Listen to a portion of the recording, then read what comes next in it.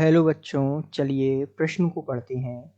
परिवर्तनों को किस प्रकार किया जा सकता है ऑर्थोक्रिशॉल से टॉलुइन।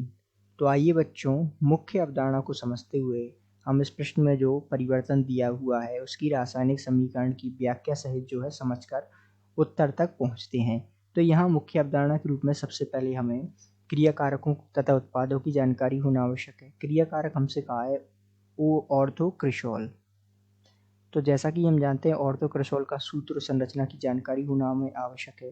तो ऑर्थोक्रिशॉल जिसका सूत्र होता है, यहाँ जो है बेंजीन वलय पर जुड़ा होता है एक CH3 समूह और यहाँ जुड़ा होता है OH। ये जो है ऑर्थोक्रिशॉल का सूत्र होता है। साथ ही हमें प्राप्त करना है टॉलुइन।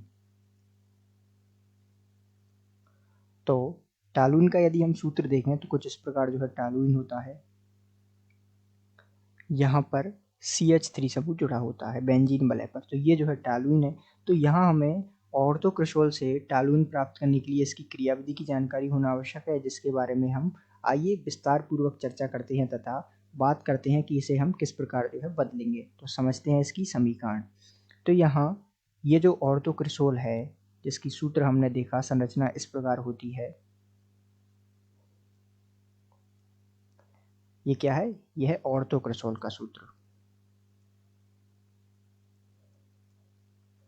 इसकी यदि हम अभिक्रिया किससे करा दें, जिंक Zn से, और ये अभिक्रिया संपन्न होती है ऊष्मा की उपस्थिति में। अर्थात इस प्रकार इसकी अभिक्रिया हम जिंक से करा दें ऑर्थोक्रिशॉल की, तो जिंक क्या करता है, जिंक यहाँ -ZnO इस प्रकार बाहर निकल जाता है। अर्थात ये जो ऑक्सीजन है ये वाली, इसको जिंक अपने साथ लेके बाहर निकल जाता है कुछ इस प्रकार। और यहाँ क्या इस प्रकार जो है यहाँ बचता है CH3, और ये हाइड्रोजन तो जो है कार्बन के साथ जुड़ा हुआ ही है यहाँ पे। तो अर्थात ये जो हमें प्राप्त हुआ, ये प्राप्त हो गया हमें टॉलुइन।